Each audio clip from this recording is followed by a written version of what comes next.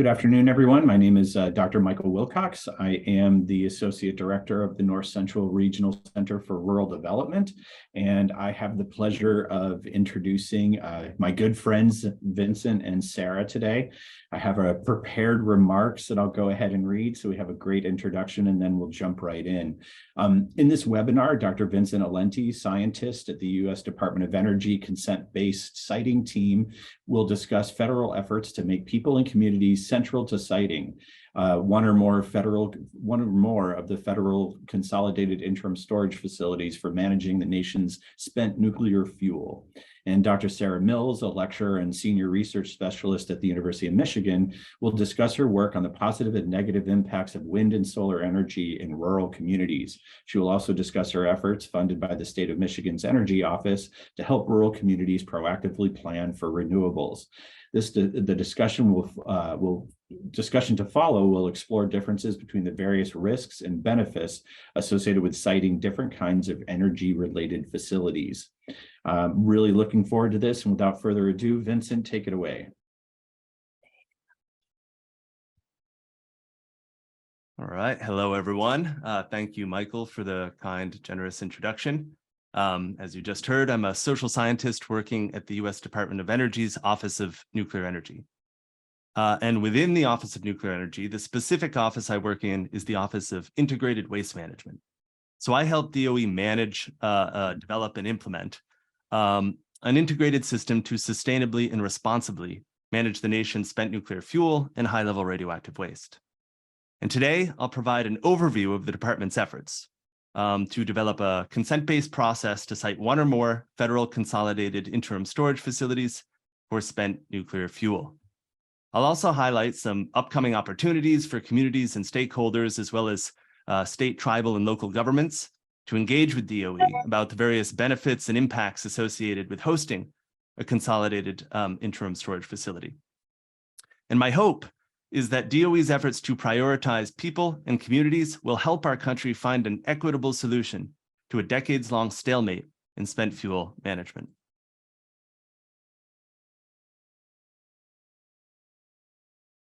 So the Office of Nuclear Energy's view is that nuclear energy is essential to tackling climate change. It currently provides almost 20% of the United States' electricity and half of our clean, emissions-free energy. The Biden-Harris administration has set some ambitious goals: a 50% reduction of carbon emissions by the end of the decade, 100% clean electricity by 2035, and a net zero economy by 2050. But even if you're personally skeptical of nuclear energy's promises, perhaps we can agree on something: the need to pursue a safe, secure, and environmentally just integrated waste management system. So while spent nuclear fuel is currently stored safely at over 70 sites across the US, the communities that have it right now never agreed or consented to host it for the long term. So it's DOE's responsibility to those communities to move the spent nuclear fuel, and we can't continue to defer this problem. Inaction on this issue has already cost taxpayers over $10 billion in settlements and judgments. So DOE is working towards an integrated waste management system. And this system is going to include one or more federal consolidated interim storage facilities, the transportation infrastructure needed to move the spent nuclear fuel and high-level radioactive waste, and a pathway to permanent disposal. And we'll also need to identify willing and informed host communities to be our partners in this mission. And to support these efforts, DOE has recruited a diverse set of talents in a multidisciplinary team. The Office of Nuclear Energy has hired 7 new staff members dedicated to consent-based siting. This includes a team lead, a health physicist, an engineer, a procurement specialist, a public affairs specialist, and even 3 social scientists. There's an experimental psychologist, there's a human geographer, and then there's a cultural anthropologist, and that's me. So consistent with congressional direction and funding, the department is not actively pursuing a repository site right now, but we expect to permanently dispose of spent fuel and high-level radioactive waste in a geologic repository eventually. So DOE is conducting generic research and development for geologic disposal, and this includes investigating non-site specific geological media and geologic repository concepts. We're conducting R&D on the extended storage of spent nuclear fuel. We're doing aging management and waste transportation R&D as well. Our goal is to close knowledge gaps and improve confidence. We're also developing a high-level strategy for addressing R&D gaps for the storage, transportation, and disposal of advanced reactor spent fuel. And these efforts will ensure that the integrated waste management system we're developing will be responsive to new scientific understandings, advances in technology, and societal values as they shift. So DOE's current focus is on siting one or more federal consolidated interim storage facilities. Later on, lessons learned from these efforts can inform the future development of other sorts of waste management facilities, such as a deep geologic repository. So what'll interim storage do? Well, it'll allow for the removal of spent nuclear fuel from multiple reactor sites. It'll provide useful research opportunities. It'll promote economic opportunities for host communities. And it'll begin reducing liability to US taxpayers. And hosting a federal consolidated interim storage facility could also provide jobs to a local economy. This could include local jobs created through the construction of the facility and its associated infrastructures. And after that, direct employment at the facility itself as it operates through its life cycle. So hosting a facility can also generate new revenue in the form of property taxes or use fees and other assessments by the local government. What this looks like exactly, however, has to be determined in future negotiations between DOE and the host community, because host communities have all sorts of different priorities and perspectives. So we'll have to see what people are interested in. And in future stages of the consent process, interested communities will be welcome to propose, discuss, and negotiate incentives. Now, incentives will vary as well, but this could include co-locating a clean energy facility, perhaps a small modular reactor, alongside the consolidated interim storage facility where it's sited. It could also include physical transportation infrastructure. It could include education or training resources as well. And when the time comes, the community could also negotiate with the department about certain details of a federal consolidated interim storage facility itself. For example, it could negotiate the amount of spent nuclear fuel that it's going to be stored at the site, or it could negotiate the duration of the facility's operation. But the way we do this is going to proceed along a very particular way of siting a facility, and it's called consent-based siting. And the Department of Energy is committed to this consent-based approach to siting because it enables broad participation and it centers equity and environmental justice. Communities can elect to participate by working collaboratively through a series of steps and phases with the department. Each step and phase can help a community determine whether and how hosting a facility is aligned with their goals. The steps and phases are intended to serve as a guide, not a prescriptive set of instructions that absolutely must be followed. And consent-based siting is going to look different in each individual community based on different, as I mentioned, preferences and needs.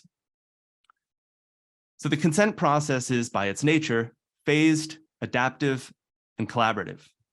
And it's important we allow time for mutual learning with communities along the way. Potential outcomes of a consent-based siting process could include a consent-based agreement, which will be defined by the community in collaboration with the department, or a determination that, after exploring the option, the community is just simply not interested. Both of these are successful outcomes in a consent-based siting process, and that's how the DOE sees it. We realize this is quite a challenge, but we believe that consent-based siting is both the right thing to do and our best chance for success. So in December 2021, DOE took some of its first steps towards launching this process. We issued a request for information on using a consent-based process to identify sites for the interim storage of spent nuclear fuel. We received 225 submissions from tribal, state, local government organizations, plus a wide range of stakeholders, including NGOs and members of academia, industry, and private citizens. We also heard about a variety of topics in the responses. For example, there were different opinions on whether the DOE should define what consent is, or what a community is. These can be contentious and terms that are contested. or whether it should be defined by the communities themselves or in dialogue with the DOE, et cetera, et cetera. In the public comments, the main benefits associated with hosting a facility included some of those I just mentioned, such as economic activity, job creation, or education opportunities. So some commenters discussed possible impacts on local farming, ranching, resource extraction, and recreation. Others expressed concerns that hosting a facility could adversely affect local property values or tourism. Some commenters mentioned the co-location of other facilities as a potential benefit to a host community. And they cited all sorts of examples that are being considered and analyzed by the department, such as a manufacturing facility, a research and development park, community scale renewable energy generation, green space or parks, or agricultural development. These came from the public comments document. So some commenters noted the high levels of distrust created by past inequities, such as the effects of uranium mining and nuclear weapons development on Native Americans or low-income communities or communities of color. We also heard from commenters that without a clear pathway to permanent disposal, potential host communities might be reluctant to host a federal consolidated interim storage facility. Stakeholders are concerned that an interim storage facility might become a permanent solution. And I just want to say that we certainly recognize these challenges. So to demonstrate that, DOE's request for information summary and analysis report, as well as all the 225 comments that we received, can be found on our website.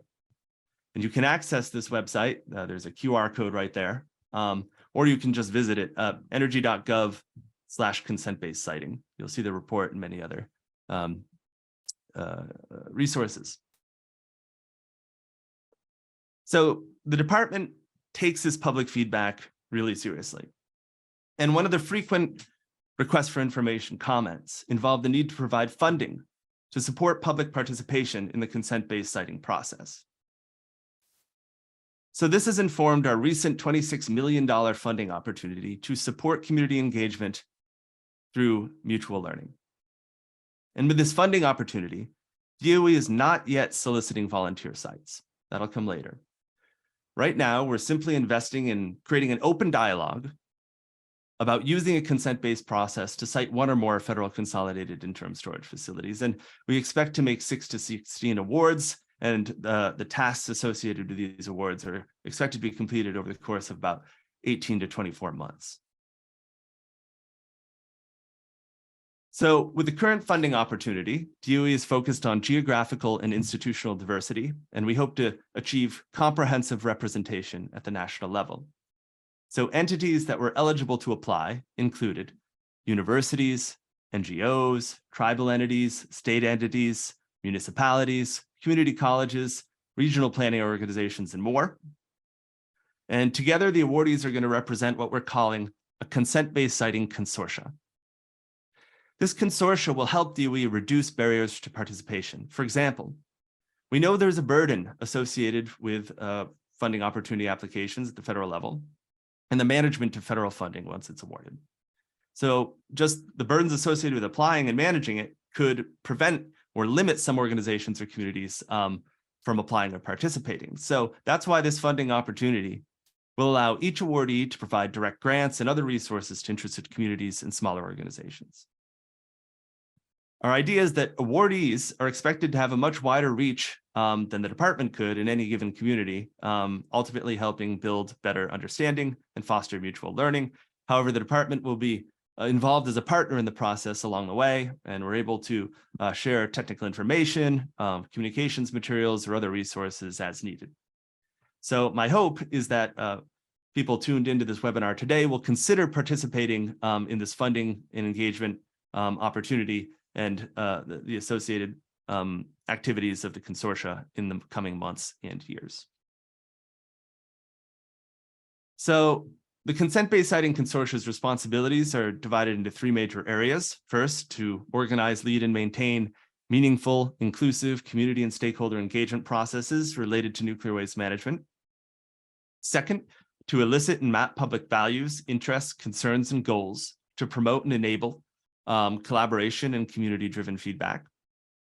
And third, to develop and implement and report outcomes and strategies to support mutual learning among stakeholders, communities, DOE itself, and experts on nuclear waste related topics who have an interest in mutual learning as well.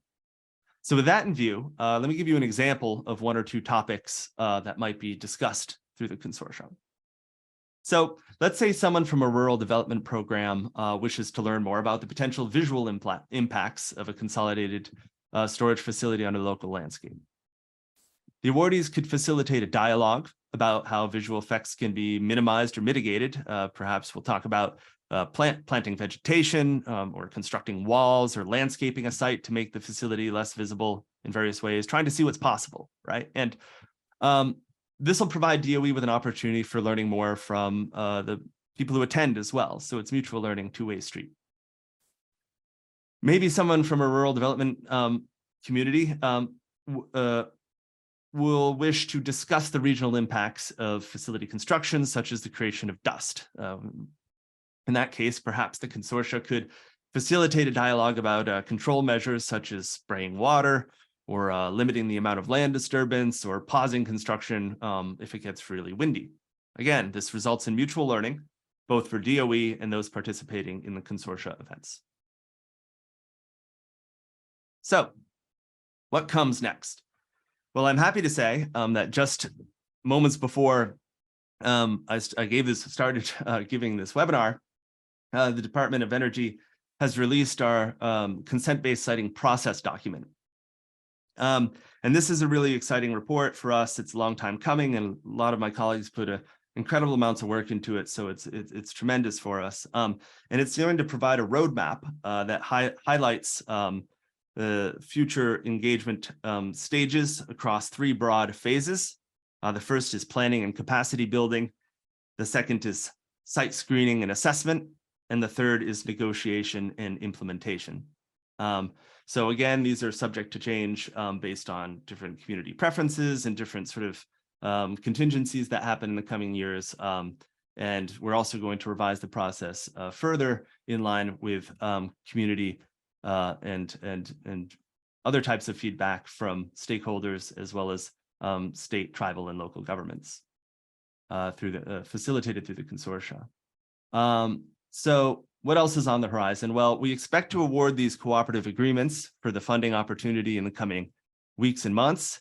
Then it's 18 to 24 months of this first stage, building capacity. So we'll be trying to foster mutual understanding, establish new collaborative partnerships, and lay the foundation for wider reaching community participation and stakeholder engagement. And we'll further refine the consent-based siting process based on what we learn, as I mentioned. Only in the later phases, after this phase of capacity building I just mentioned, will we issue a national call for communities to volunteer to be considered as potential hosts for a federal consolidated interim storage facility. So, and in the process of that, we'll involve communities, state, tribal, and local governments as well, and other stakeholders too, in the analyses of potential environmental, socioeconomic, and cultural effects of hosting a federal consolidated interim storage facility. So we envision there'll be multiple opportunities for communities to explore potential impacts, or either by being involved with the DOE-led analyses, or even hiring their own experts to conduct independent assessments. So along the way, the DOE will be committed to accessibility. And this is something we've been also taking very seriously on our multidisciplinary team. To give a few examples, our request for information and funding opportunity announcement flyer was translated into 9 languages. When we launched the funding opportunity announcement, we did a webinar, and that had closed captioning as well as American Sign Language interpretation. We also mailed information through paper mail, through post, about the funding opportunity to federally recognized tribes across the US. This was based on feedback we received from tribes that we should also mail information in addition to just sending it via email due to issues of digital divide and access to broadband, et cetera. So that's about it. Thank you for having me today. I hope what I've laid out today will be a positive step towards solving our nation's current spent nuclear fuel impasse. I really look forward to what Dr. Sarah Mills has to say about siting renewables and other sorts of facilities. And thank you very much. And I look forward to your questions. Thank you so very much, Vincent. Really appreciate it. It was extremely interesting. If you do have questions, please feel free to put them in the chat, and we will get to those after Sarah has completed her mission. So Sarah, take it away.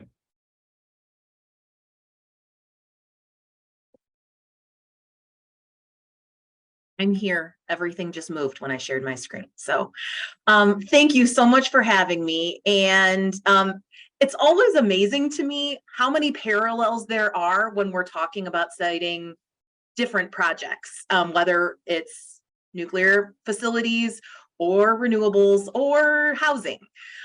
So by way of introduction, I think the important detail for you to know is that my PhD is in land use planning.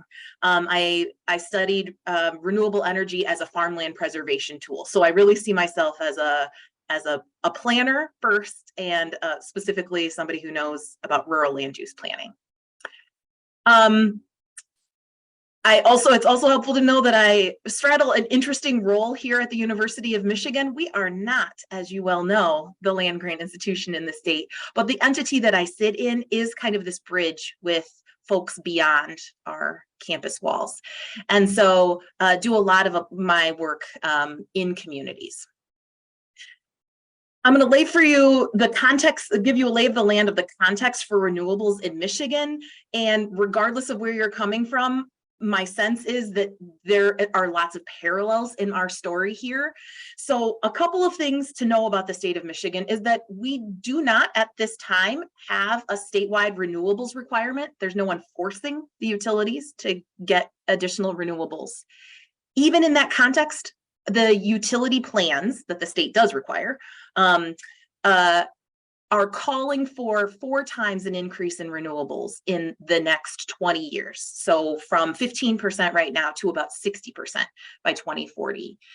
The reason that we're seeing this and the reason that the utilities plans are calling for this is because we've had technological changes for wind energy and cost reductions, particularly for solar energy, that makes renewables possible pretty much statewide now. And this was last year. You can say that in terms of the scale that we're talking about, the utilities collectively are on the hunt for about 140,000 acres of land to host solar farms in the next 15 years. If you're a person who thinks in terms of numbers or maps, I've just got 2 more Michigan maps to show you. So right now you can see here the energy facilities across the state of Michigan. A lot of our wind is in our thumb, and some solar facilities kind of scattered throughout. If you're a numbers person, the important number to keep in mind is that right now we have about 4,300 megawatts of renewables collectively, and most of that is in wind. Pay attention to that number. What's in our effectively the MISO queue? So that's the regional grid in the center of the country. What the utilities are planning for, or what developers are looking for in the next few years, we've got 21,000 megawatts. So currently 4,000 built, 21,000 under study. And what's important in this is that there's largely a shift to solar. Most of what's in the queue is for solar. You can also see that is all across the state. In the screenshot, if you're from Wisconsin here, you can see kind of what's in the queue there. And again, this story is similar in all of the states. Ooh.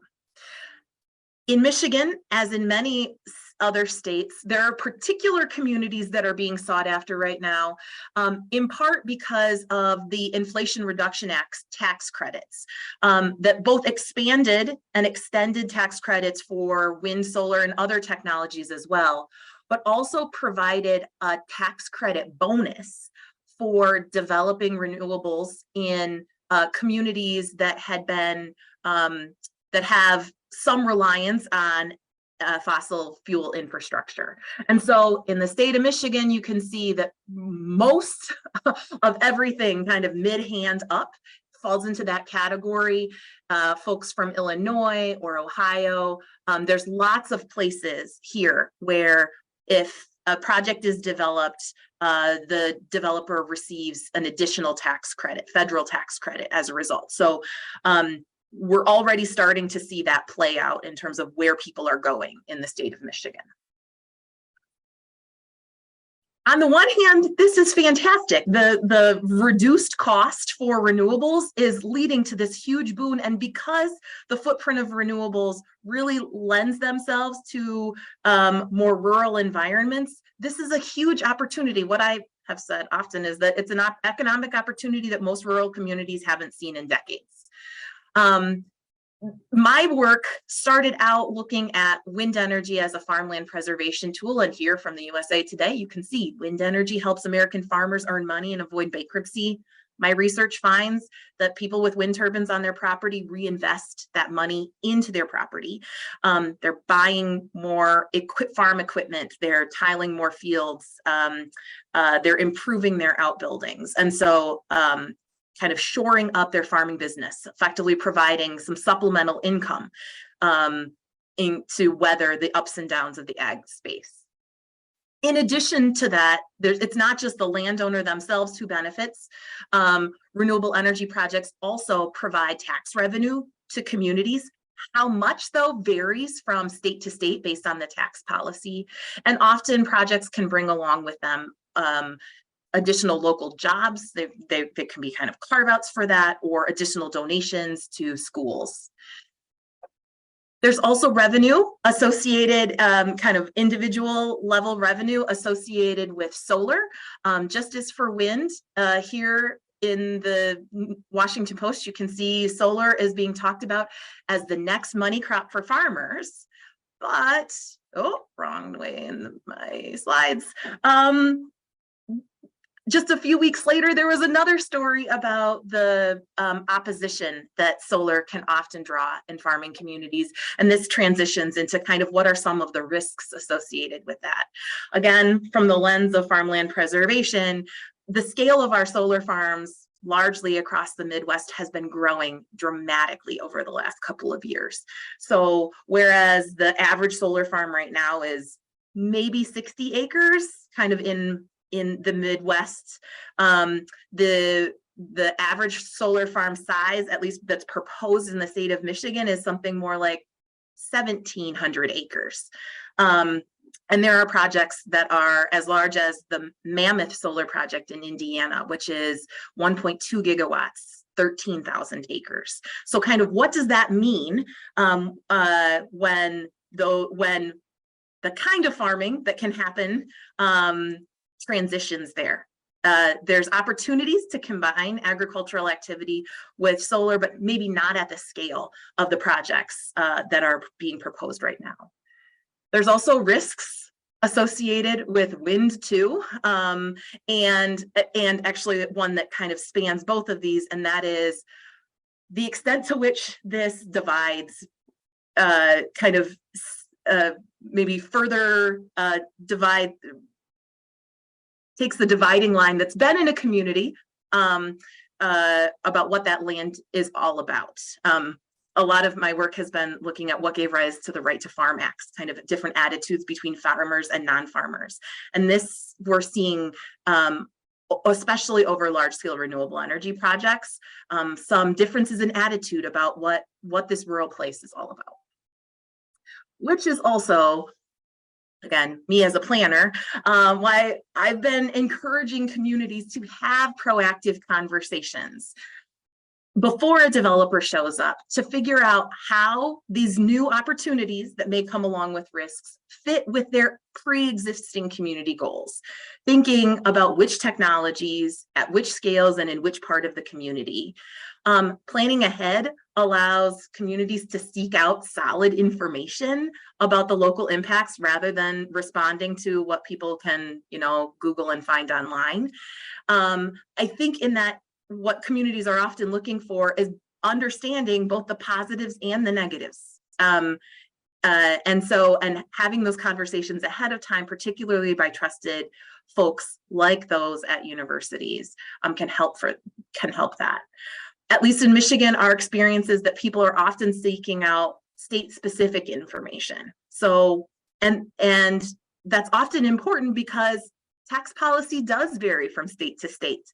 And so kind of what the local economic impacts does vary. What the market for renewables is and kind of how lucrative wind or solar projects are vary even across the state based on kind of wind or solar resource. And so kind of folks are looking for localized information. But planning ahead allows that community to set clear expectations for property owners and potential developers and effectively send a message about which technologies the community has decided fit in that place. It's not within the renewable space. We don't necessarily use the language of consent-based siting, but that's effectively an analogy or a similarity here between these two.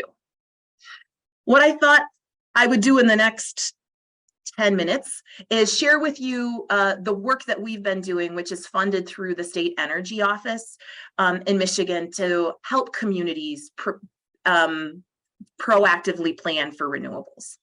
So my MO in this has been to make sure that we're meeting communities where they're at and giving them the tools and the information that they need rather than the things that we kind of think they need. We have tried to not recreate the wheel, but instead curate and elevate the best examples of, you know, what information is available and what tools can guide community conversations, and really only create new things when there's been a gap in that. And also, what we found has been really effective is to utilize the network that exists rather than train a new cohort of folks going out talking about renewables, using the trusted extension advisors, the trusted local regional planners that already are part of the communities, part of the planning fabric in these communities. As part of this work, our first task was figuring out where communities are. So in the state of Michigan, there's a patchwork of who's responsible for zoning and also understanding whether they have already proactively planned or zoned for renewables. So we did the first pass of this in 2019 with creating a zoning database, and largely that was to understand who was responsible so that the state could better reach out to them to get good information. What we found at that time was about 58% of communities had planned for large wind projects, but fewer than 30% had planned for solar. We updated that in 2021 and solar zoning was up 47%, but it was still only about 40% of the state that had planned for solar. Wind ticked up just slightly. And still to this day, we have about a quarter of the state's jurisdictions that are silent on renewables within their zoning. And maybe this is the day for announcements based on what Vincent was saying. Today, we just released a 6-state zoning database. It was funded by the Department of Energy's Solar Energy Technologies Office, but it looks at both wind and solar. You can find it at energyzoning.org. In terms of coverage, it goes from Minnesota over to Ohio. It's effectively the 6 Great Lakes states in that part of the world. Another thing that we've done to assist communities in planning for renewables is, again, curate templates and planning guidance. There's lots of sample ordinances, lots of FAQs out there, but what we tried to do is make it easier for our local governments. And even for those of you on the call, kind of understanding, you know, what are the couple of things that are the must reads for both wind and solar. Those are available on Eagle's website. And then we also created case studies and FAQs where information didn't exist. As an example, there's a lot of questions in Michigan around whether solar panels have PFAS as part of the manufacturing process, and would that lead to contamination? And so we have an engineer who specializes in solar toxicology who effectively wrote a 2-pager answering that question. There's a whole bunch of other ones, kind of what are the local long-term jobs, how many local long-term jobs are there associated with wind projects, lots of different things. So we have tried to find the right people, and it's, you know, going after small research projects and writing it for a public audience. Another thing that we've been doing as part of this grant is where guidance didn't exist, creating it. And we didn't have a great solar guide in the state of Michigan. And so with MSU Extension, we put together this planning and zoning for solar systems guide for Michigan local governments. The first half of it explains kind of the solar landscape in all of its size permutations. The second half is a sample zoning ordinance. Actually, some of you on this phone might be part of NACDEP. It won the national award, and I think that I keep the certificate on my board here because we thought that was quite an honor. We took this guidebook, actually printed out hard copies, and we mailed it to all of Michigan's 1,856 local units of government, in part to advertise some training that we did, that MSU Extension led on the guidebook, additional presentations through the Michigan Association of Planning and Townships Associations conferences. In terms of taking this to the next step, there's a lot of interest in having kind of overlay district approach to zoning for renewables. And so we're working right now on that. And if you haven't already heard it in your part of the country, there is lots of interest right now in Michigan, at least, in energy storage. And so we're working on a sample ordinance and kind of guidebook for that as well. Another thing to try to encourage proactive planning and getting good information about the pros and cons of renewables is a renewable energy academy that we put together. It's kind of a scaffolded learning experience targeting local planning commissioners and local government board members who would make decisions around renewables, as well as existing planners who may not have familiarity with renewable energy. So it starts out with an introductory webinar or event. We do this again through a lot of the organizations that these folks go to anyway. So designing that introductory seminar as part of an organization's annual meeting, or working directly with one of the regional governments. That's the case for NEMCOG here. The next step in that is a bus tour. And actually, my colleague, Madeline Kroll, our clean energy land use specialist, is leading one of the bus tours today. So taking folks out to a wind and solar farm so that they can see it, hear it, understand what it actually looks like up close. The next step in this Renewable Energy Academy is what I call deep dives, bring your own ordinance workshop, where we spend 2 hours talking about why or how you might want to set requirements for what gets planted underneath solar panels, or the pros and cons of different setback distances or screening requirements.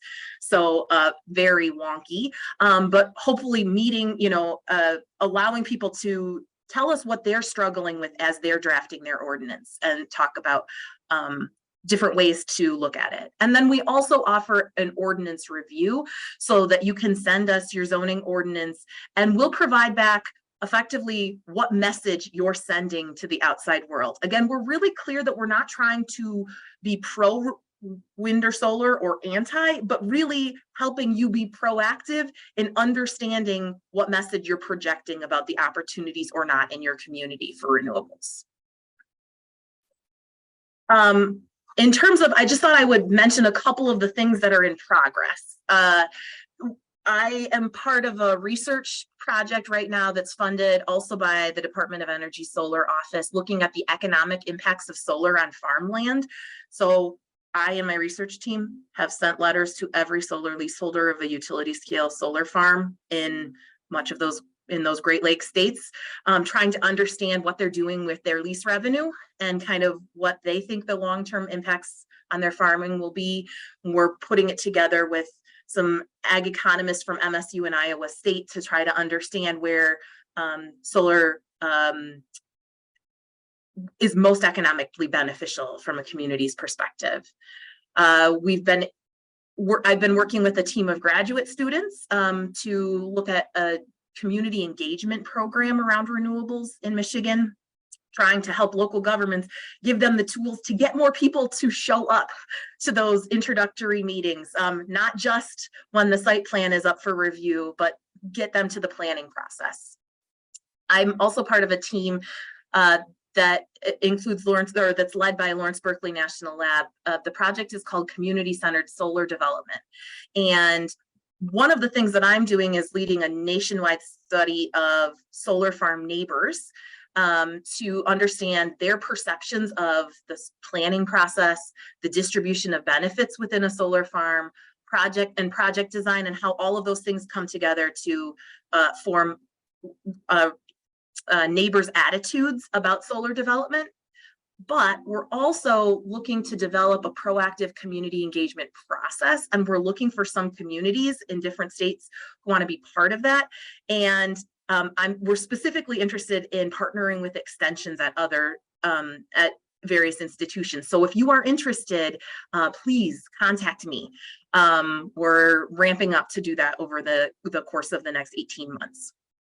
And to start some of them even sooner than that. And finally, I've been part of a group to try to build a network of practitioners who are working in this space. And this is, some of you on the phone were part of this, and this is how actually I got to know Michael a little bit more. So if you see yourself in this space and want to learn more about kind of what we're up to, you can certainly follow this link. I'm happy to answer any questions and look forward to hearing from you if there's anything else you want to learn about. Thanks. Thank you so much, Sarah. Thank you so much, Vincent. I did want to comment just quickly that Sarah's the first Michigander ever to say the words map and not show her hand on the screen or in front of everybody. So thank you for not doing that, Sarah. It's a first. You're welcome. We did get one question in the chat. I'll read it off. And it's to Sarah. And Vincent, if you want to jump in, that's fine too.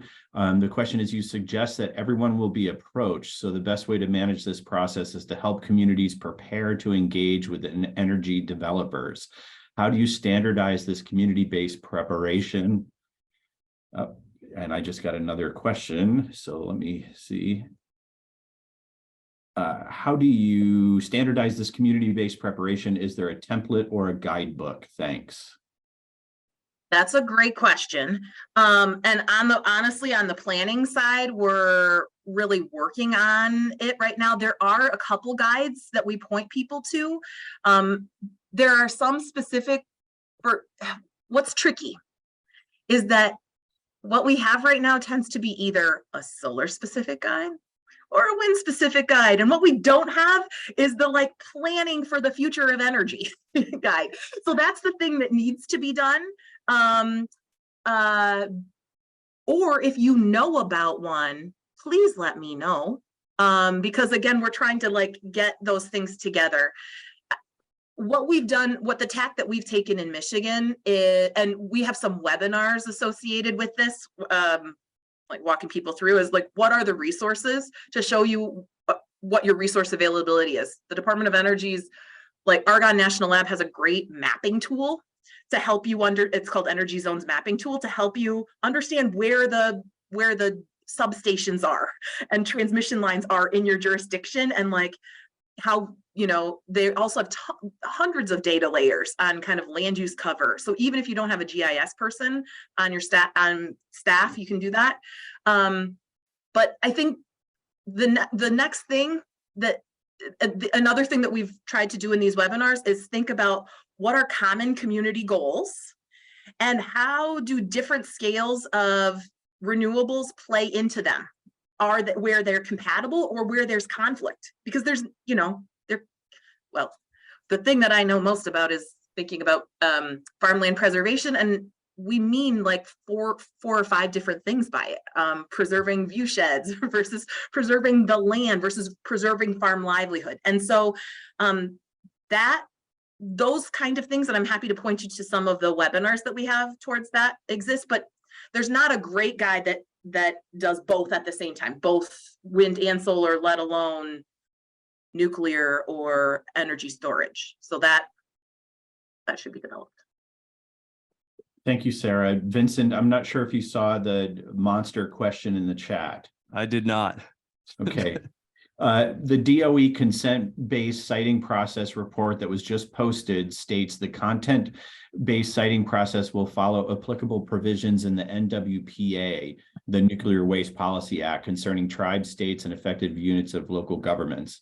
Under the NWPA and other laws, other communities have consented to have either a storage facility or a repository cited. Success, defined as an operating facility, will require resolving community state, tribe community, and community state tribe issues.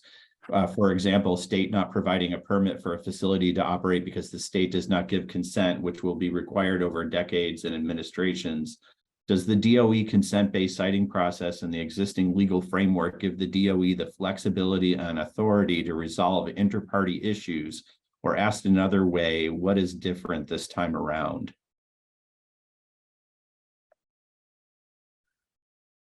A long question, but an excellent one, and I really appreciate. I believe Robert Finch for posing it. Yeah, this is something that's happened before. Can happen again. It's happened in the past, and we're currently exploring lessons learned from those experiences, and that's part of why we're pursuing this more participatory consent-based siting process this time around. Our hope is that it's interesting. The last question talked about standardizing ways of preparing for this type of engagement. What's interesting about our approach this time is that we are kind of not standardizing it. We started with a basic consent-based siting draft process in 2017. We received some public feedback. We iterated more. We did this request for information. We got 225 responses. We analyzed it with the help of our social scientists and physical scientists and other experts, subject matter experts at the national labs. We refined it more. And then we produced this consent-based siting process document that I'm talking that was released today.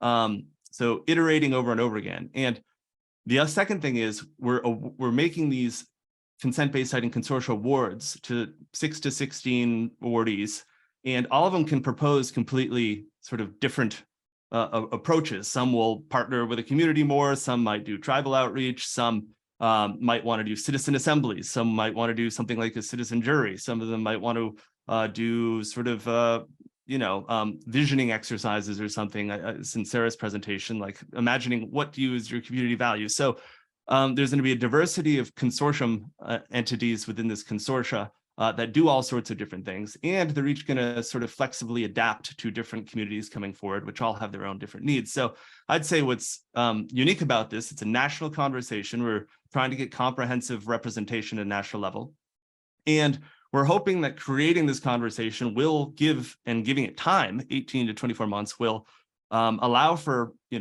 state entities, tribal entities, local entities, and governments to discuss a lot of these issues, talk about historical troubles we've had before, talk about crucial issues of equity, environmental justice, and come to some sort of path forward in certain places before we do the national call. The discussion is first, because as the commenter mentions, this can be quite tricky.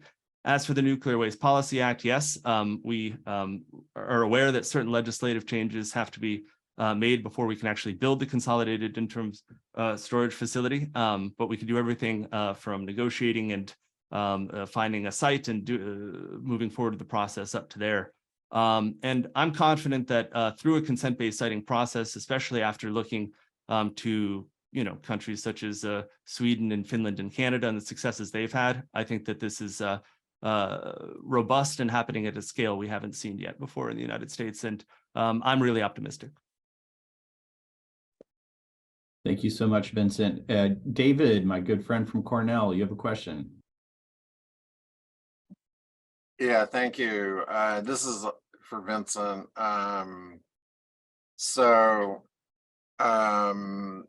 It's kind of a linked question. One is, I haven't followed sort of nuclear issues since I was a graduate student very closely. They were, if you will, a hot topic back then. But my question is, there's been a lot of change, particularly a lot of interest on the part of Congress and others in new nuclear technologies.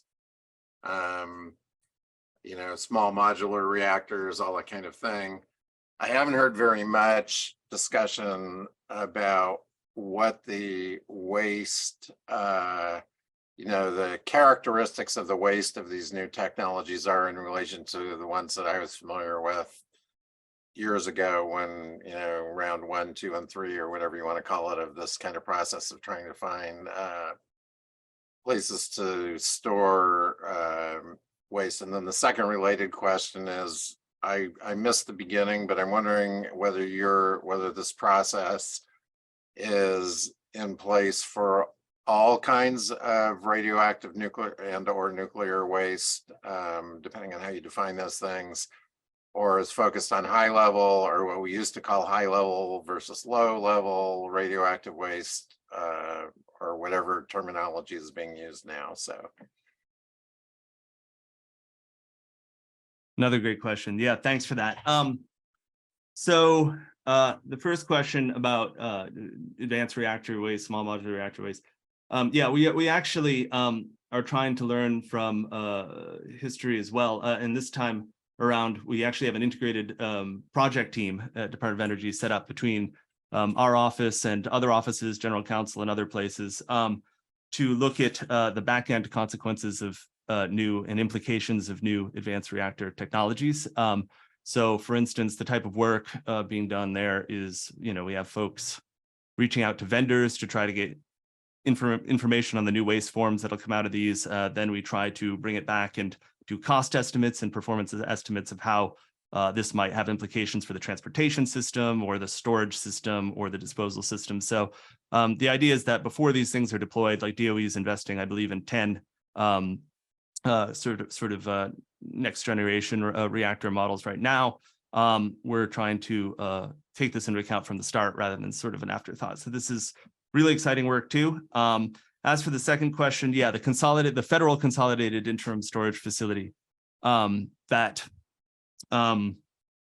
we're working on siting, we're going to focus primarily on commercial spent nuclear fuel first. So this is the used up fuel from commercial nuclear power plants primarily. There could be future opportunities for other types of high-level waste from, say, research or defense activities if community wants it. But right now, it's really focused on the 70+ sites that have commercial spent fuel currently being stored. So no, it's not. It's a different type of waste than, for instance, like the waste isolation pilot plant, which is in southeastern New Mexico near Carlsbad, which is transuranic waste from defense activities, and it has a very different form than these sort of spent fuel rods and bundles that, you know, cool in pools for a while and then go to casks and then go in transportation casks and would ultimately, hopefully, come to this consolidated interim storage facility. So I hope that answers your question. Thank you, Vincent. We just got a question for Sarah, and then I will go back and read Robert Finch's question because I hadn't gotten to that yet. So Tricia asked for Sarah, after the bus tours and BYO ordinance workshops, what are the common outcomes do you see? What are the common outcomes? Do you see outlooks, opinions change, and in what direction? Yeah. So I would say that we haven't systematically captured that, although like now I'm embarrassed, like I probably should. Right? Like, what's your preconceived notion? Anecdotally, what we've heard. And actually today's tour, I'm going to pull out the hand, Michael. Today's tour is in conjunction with NEMCOG, the Northeast Michigan Council of Governments, and the chief planner there went on last year's bus tour when we did this. She said that her perception of wind turbines completely changed as a result of going on the tour, that she thought that they were noisier than what it was. She was like, I hear it. The sound is not what I expected. And that they would take up more land, right? Like actually going on the access road and realizing how much land is involved was surprising to her. I can tell you when I've taken my students to a 250-acre solar farm. At the time it was built in 2017, it was the biggest solar farm east of the Mississippi. Now it is not even close. But they were like, wait, we didn't actually understand what 250 acres was, right? And so like the sense of scale was a little bit different. So I think I also take them to the solar farm. Like I specifically say, we need to go stand by the inverter. Because like there's a component of a solar that can make noise. It doesn't always. You can solve it by like pushing it to the center. But like, anyway, I think it challenges people's preconceived notions to some extent. In terms of the bring your own zoning ordinances, what I heard from a planner was, we didn't realize when a community was asking for 500-foot setback, like, why, like the question that I often say in these things is like, what do you think is going to happen in that 500 feet setback from a solar farm? And so it starts to get them to think like, and if what you're accomplishing, if the reason that you want to push that solar farm back so far is for visual screening, like, is there another way to do it that may be more compatible with, you know, like what your perceptions of wise use of land are? Or getting people to think about right now, the biggest thing, and actually, if you got any information on this, come my way, deer and solar are like, everybody's got questions about that. There's some communities that want to have effectively a deer alley, a break in the fence every 1,000 feet. And like thinking through like, well, will the deer actually use the alley? Like, are there instead natural breaks that make more sense? And what does this mean like spatially? So those are the kinds of things that people, I mean, I keep the emails because they make me feel good on bad days about like, oh, we learned something new. But I don't know that actually, to be real honest, I don't know that it pushes people one way or the other than to say, whoa, I had no idea, you know, like, yes, I want this in my community, or no, I don't. Instead, it's, oh, we understand what this looks like, which is, I feel like I have achieved my goals there. Thank you, Sarah. We have 3 more questions. So we are going to go over a little bit. We understand if you have to leave, this is being recorded and will be uploaded to the NCRCRD website. Robert's question is, does DOE coordinate with the NRC, the Nuclear Regulatory Commission, in developing its consent-based siting process? For example, how does Holtec's application to NRC for a license to build a consolidated interim storage facility in southern New Mexico fit with or possibly impact DOE's consent-based siting process for federal interim storage sites? Excellent. Yeah. And I realize now that the question I was previously asked was from Brett Leslie, and this one is from Robert Finch. So thank you, Robert, for the question. Yes, this is an extremely important question. So the facility we're building will conform to the stringent regulations of, or hoping to build, or will conform to the stringent regulation of the Nuclear Regulatory Commission for safety and health of workers in the community. It has to be licensed by the Nuclear Regulatory Commission, of course. Also, the transportation casks that we'll use for shipping are NRC certified. So, of course, the NRC will play a central role in this. Are we interacting with NRC? Yes, people just this week, I believe, made a little trip from our office to the NRC to discuss various issues. As for the 2 private projects, because this is kind of an insider question, I'll explain a little bit. Yes, there are 2 consolidated interim storage facility projects, proposed for southeastern New Mexico as well as West Texas. One is Holtec, one is ISP, there's nothing in the law that prevents these companies from pursuing this. So we're monitoring the situation and watching and trying to get lessons learned and seeing what's going on. We've, of course, seen that there's been some legislation in New Mexico as well as Texas that we're also watching and seeing what's happening with. But the point I want to make is that we're actually a distinct project from that. We're building a federal facility. It will conform to every bit of the Nuclear Waste Policy Act. It will follow the global standards, as I mentioned, from Finland, Sweden, Canada type of global standards for consent-based siting. And we actually welcome participation, if people have been engaged in, say, Texas or, New Mexico, either in favor of or in opposition to either of the private initiatives for these other type of private commercial consolidated interim storage facilities, they are free to participate in the consent-based siting consortia that we're going to lay out, and they would probably have value of things to contribute as well. So, I mean, what we're setting up is 100% voluntary. It doesn't target or exclude any particular community. So we're hoping to have everyone, including folks from industry, including folks who might oppose other nuclear facility projects involved in talking and having a fruitful discussion together. So I hope that answers the question, but thank you for that. Thank you, Vincent.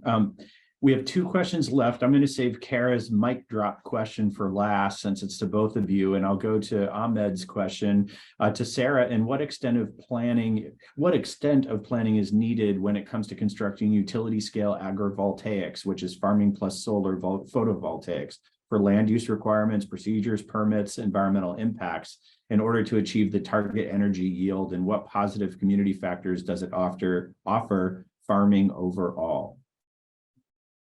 Oh, that could be like a super long question. I'm just going to say the benefits and kind of what you do on the planning side depend on what you mean by agrivoltaics, because DOE's definition includes everything from pollinator habitat to grazing to growing food, food production underneath panels. So I think that that's the one thing. The second thing that I would say is the planning side matters, right? So generally speaking, requiring, vegetative ground cover is a good thing.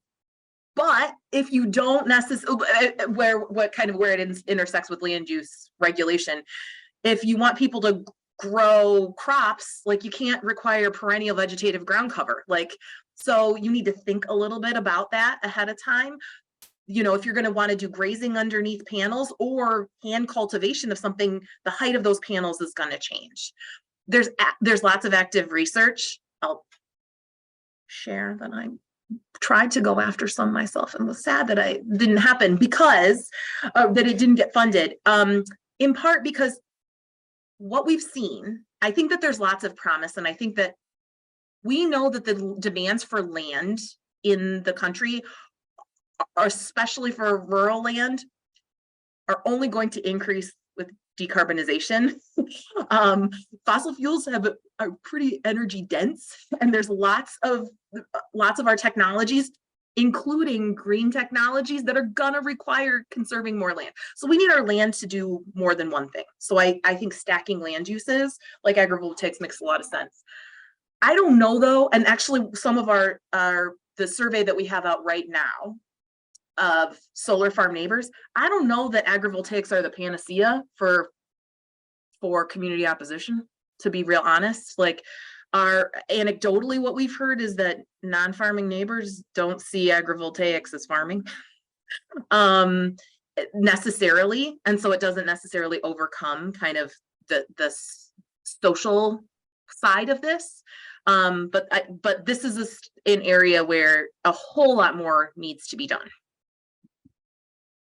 Thank you for that, Sarah. And last but not least, Kara has a question for both presenters. How are they addressing mistrust of science related to community engagement processes?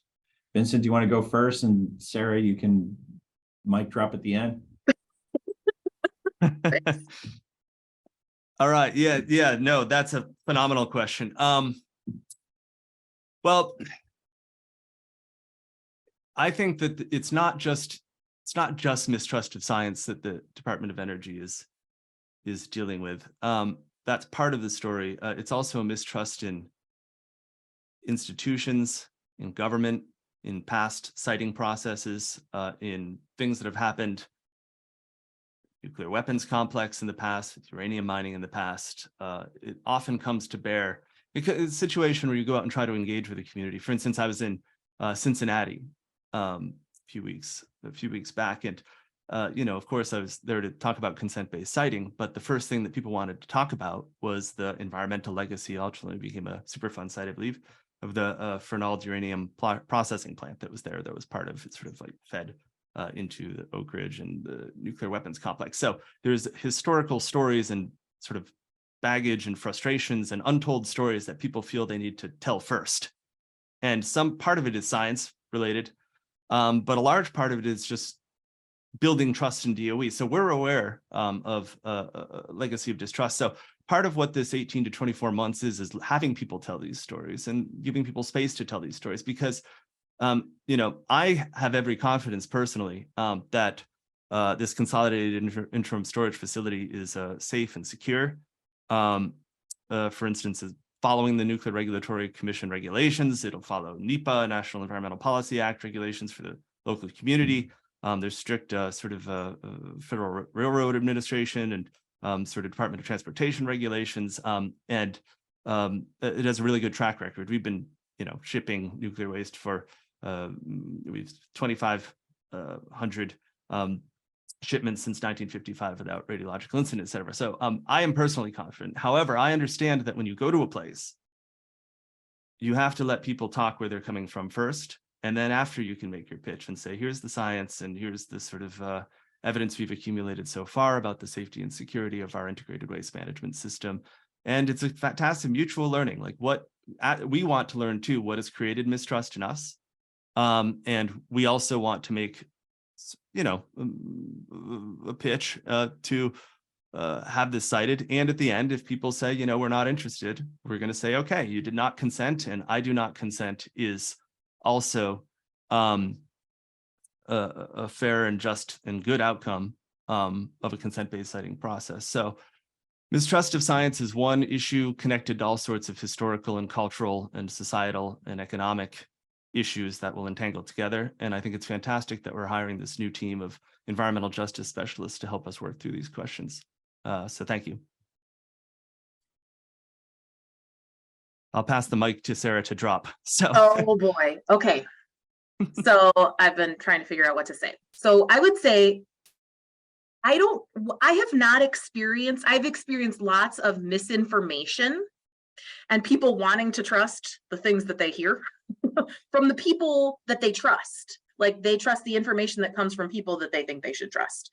I haven't heard outright mistrust of scientists studying this. It's that I think a lot of communities, in my experience, don't think that the scientists are researching the things that they ought to be researching. They're not researching, it's the scale. So in the renewable energy space, particularly, there's a lot of research on the kind of global or national kind of level impacts of these technologies, economically, jobs. We tend to think about like the state level, like the number of clean energy jobs that are associated with renewables. There's lots, but we don't usually think about like what accrues to the community that hosts that wind or solar farm, which is actually not tons of long-term jobs. So I think that there's a difference in kind of the scale and just the topics. Like, even if you set aside the kind of climate for just a minute, and that's my mic drop. That's where my drop is coming to think about climate. I think that people just effectively feel like the things that I care about are not the things that we know. Like there's not a whole bunch of information about whether renewable energy helps stabilize population loss. Most renewable energy projects are going to communities that are losing population. Does it stabilize? Like, what impact does that have? And that's something that communities care about. Like, we're losing population. Is this going to make people run away? Or is it going to actually bring tax benefits to our schools until people want to stay? So I think that that's one thing. Then let's get to the climate piece, because I would say like climate arguments around renewable infrastructure doesn't usually win friends in the kind of communities that I work in. But I also live in the city of Ann Arbor and I serve on the Planning Commission. We have declared a climate emergency. And I can also say that, in a place where people believe, like they know that climate is changing, people aren't usually motivated on, like, climate does not motivate their land use decisions. They are thinking again about like what their version of climate action looks like. And most of the people have not internalized that like it might require changing how I live and what I see out my back window. And so I would say that, like, fully understanding how we're going to address a big energy transition and a big move to help stave off the worst of climate effects requires thinking about what that means at the very local scale. And I don't think that we do a good enough job about communicating what that means to everyday life. And that's not about big wind and solar farms. Like, that's also in the cities too. Those words resonate for sure. I want to thank both of you very, very much for a wonderful webinar today. It's a testament to how good it was, because virtually everyone stayed on even past 3 o'clock. Vincent, I wanted to be sure, did you have something you wanted to say real quick? Just thanks for having me. This was fantastic, and I really appreciated the questions. Yeah, absolutely. We enjoyed having everyone on today. Sarah, Vincent, thank you so much for your time. And just a reminder that our next webinar is coming up on May 16th, Rural Tourism in the North Central Region and Additional National Resources. So please do register for our upcoming webinar on May 16th. Everyone have a delightful, wonderful week. And thanks again to our speakers. Take care.